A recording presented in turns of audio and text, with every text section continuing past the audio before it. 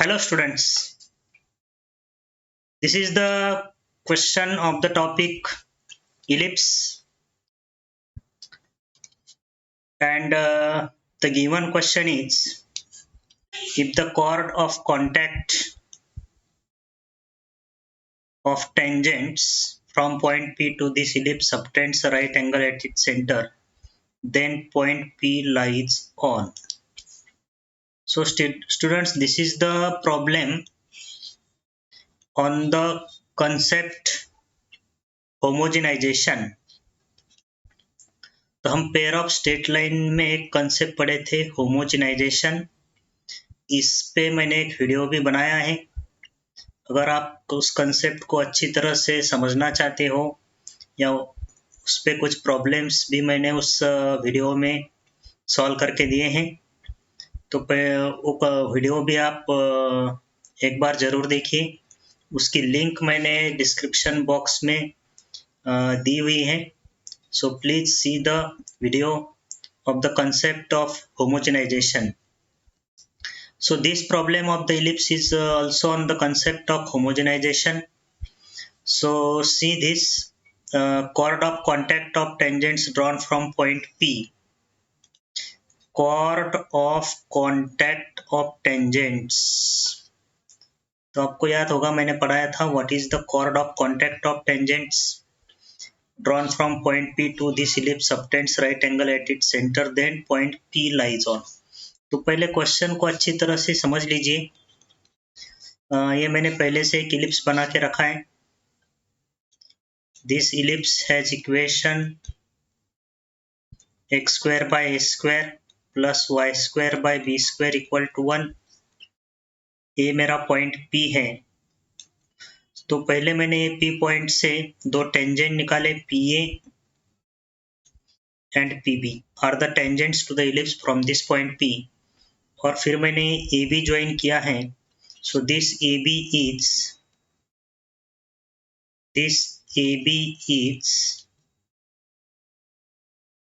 chord of contact of tangents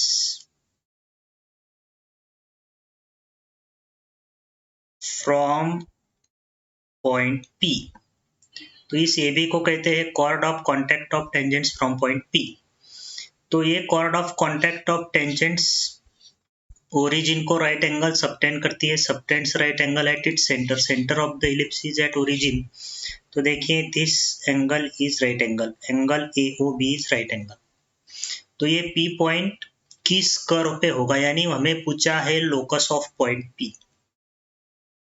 अच्छा, question को अच्छी तरह से समझ लीजिए। We have to find locus of point P। P point का लोकस क्या होगा? तो हमें इस P पॉइंट का लोकस फाइंड आउट करने का है। तो हम P पॉइंट के कोऑर्डिनेट्स h, k कंसीडर करेंगे और इलिप्स का इक्वेशन हमें पहले से दिया हुआ है। तो हम पहले फाइंड आउट करेंगे equation of AB। Equation of AB, तो इक्वेशन ऑफ AB यानी कॉर्ड ऑफ कॉन्टैक्ट। AB क्या है? Chord of contact of tangents. तो इसका फॉर्मूला भी मैंने आपको बताया था। Chord of contact of tangents drawn from point x1 y1 is given by t equal to 0. So t equal to 0 ये फॉर्मूला हम यूज करेंगे to find the equation of AB। तो अगर P पॉइंट के कोऑर्डिनेट्स अगर x1 y1 होते तो T यानी tangent, tangent to the ellipse हम कैसा लिखते हैं? टेंजेंट टू द इलिप्स कैसा लिखते हैं? Replace x square bye x1 and replace y square by y1. So this is the tangent, but this equation of tangent is now equation of chord of contact of tangents. लेकिन मैंने P point के coordinates h, k consider किए हैं, तो मुझे ये equation में replace करना पड़ेगा x1 y1। This x1 y1 जो है उसको मुझे रिप्लेस करना पड़ेगा h, k से। तो this x1 y1, this x1 and this y1 is to be replaced by h, k। तो इस तरह से मुझे ए बी का इक्वेशन मिल जाएगा H X upon A square plus K Y upon B square equal to 1। So this is the equation of AB, that is chord of contact of tangents drawn from point P H, K। तो इस AB का equation मुझे मिल गया है। अब homogenization की concept हमें कैसे यूज करने की है, तो उसके लिए आप वो वीडियो मेरा जरूर देखिए। तो होमोजेनाइजेशन की कंसेप्ट ऐसी है, अगर मैं किसी कर्व को एक लाइन से इंटरसेक्ट करता हूँ, this is the line L equal to 0 और एक कर्व है, अगर उनके पॉइंट ऑफ इंटरसेक्शन में ओरिजिन को ज्वाइन करता हूँ, so if this point of intersection are A and B, this is origin O, तो मुझे ज्वाइंट इक्वेशन ऑफ OA और OB मिल जाएगा बाय द होमोजेनाइजेशन। तो इस तरह से I have to find the joint equation of OA and this OB. So joint equation of OA and OB is, तो मैं इसमें यूज करने वाला हूँ होमोजेनाइजेशन। अगर आप इस कंसेप्ट को भूल गए हैं तो please see the video of homogenization, link is given in the description box. तो मेरे पास लाइन होमोजेनाइजेशन करने के लिए लाइन यल यानी लाइन इक्वेशन ए बी का इक्वेशन है, ये मेरी लाइन, और इस लाइन में राइट हैंड साइड को 1 आना चाहिए, तो 1 ही है। और इलिप्स जो कर्व है, कर्व का इक्वेशन एंड इलिप्स का इक्वेशन, तो इलिप्स का इक्वेशन है मेरे पास x square by A square plus Y square by B square minus 1 equal to 0। This is the equation of ellipse. अब इस कर्व में इस लाइन को मैं इस तरह से सब्स्टिट्यूट करूंगा ताकि मुझे सेकंड ऑर्डर होमोजेनियस इक्वेशन मिल जाए। So that will be the equation of OA and OB। तो देखिए इस इक्वेशन में पहले x square by A square, इसकी डिग्री 2 है तो मैं इसको एज इट इज लिखता हूँ, X square by A square degree 2 as it is. Next term is Y square by B square, इस टर्म की डिग्री भी 2 है तो इसको भी मैं एज इट इज लिखता हूँ, Y square by B square minus, अब ये जो 1 है कांस्टेंट, उसको मैं रिप्लेस करता हूँ इस 1 की वैल्यू से, that is H X by A square plus K Y by B square का होल स्क्वायर, यानी स्क्वायर करना है। अगर कांस्टेंट को हम 1 से रिप्लेस कर रहे हैं तो उस टाइम में हम स्क्वायर करते हैं, इक्वल टू 0। तो ये हो गया होमोजेनाइजेशन। तो ये बन गया joint equation of OA and OB। तो अगर ये joint equation of OA and OB है तो ये इक्वेशन मुझे इस तरह से मिल जाएगा, x square by A square plus Y square by B square minus H square x square by A raise to 4 minus K square Y square by B raise to 4 minus 2hk xy by A square B square equal to 0। ये मैंने bracket open किया है। अब this is the joint equation of OA and OB। देखिए this is the joint equation of OA and OB। इस OA का और ये OB का मैंने जॉइंट इक्वेशन फाइंड आउट किया है, but these two lines are perpendicular. OA is perpendicular to OB, but OA is perpendicular to OB। तो joint equation में परपेंडिकुलर की कंडीशन क्या होती है, coefficient of X square plus a plus B equal to 0, coefficient of X square plus coefficient of Y square equal to 0। देखिए joint equation of two lines passing through origin. फिर से अगर आप भूल गए तो मैं आपको रिवाइज करके देता हूं, joint equation of two lines passing through origin x square plus 2hxy plus by square equal to 0 if these two lines are perpendicular. Condition is a plus b equal to 0, that is coefficient of x square plus coefficient of y square equal to 0. तो यही condition इस यहाँ पे apply करेंगे. तो यहाँ पे X square के कोएफिशिएंट अगर हम कलेक्ट करेंगे, देखिए यहाँ पे एक्स स्क्वायर की टर्म है, this is the term of X square and this is also the term of X square.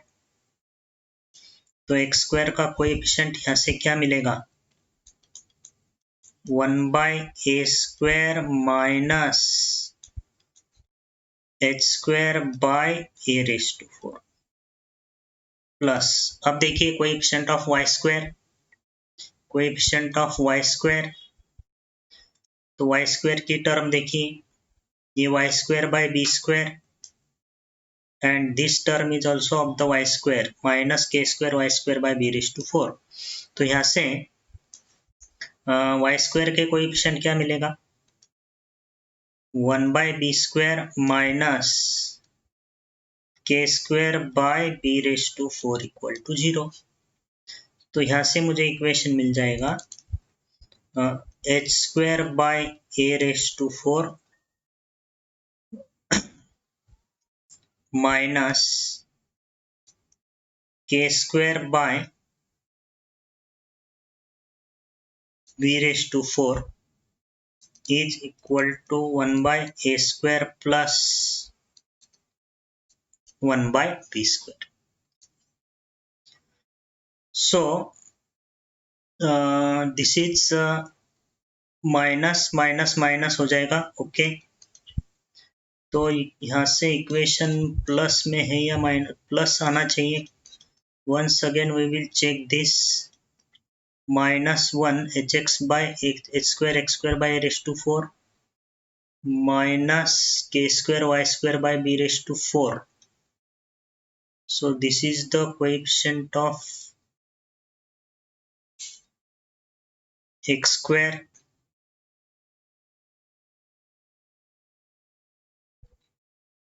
okay, so h square by a square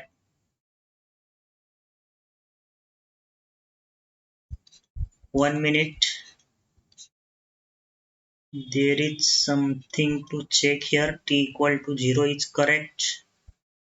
hx by a square plus ky by b square equal to 1.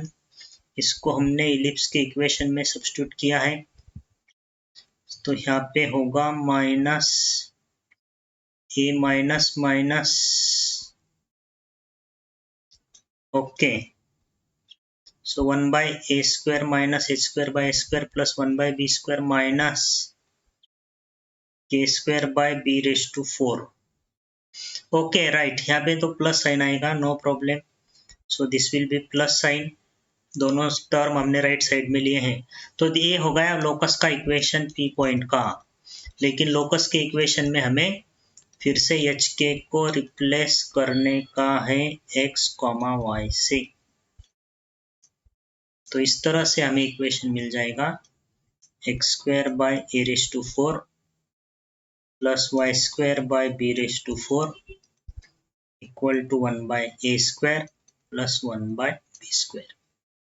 Okay, so this is the locus of point P. So point P lies on this locus.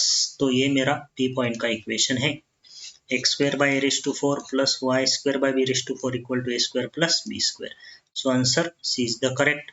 So this was the problem of the topic ellipse, but its concept is on the homogenization. So please see my video of homogenization. And this concept of homogenization का video मैंने description box में दिया है. अगर आपने मेरे channel को subscribe नहीं किया है तो प्लीज़ सब्सक्राइब दिस चैनल. अगर आप सब्सक्राइब करते हो तो आपको प्लेलिस्ट में मेरे जो टॉपिक्स के मैंने वीडियो बनाए वो भी आपको दिखाई देंगे. और please press the bell icon ताकि मैं जब भी कोई नया वीडियो अपलोड करूँ तो आपके पास वो सबसे पहले पहुँचे. Okay, bye.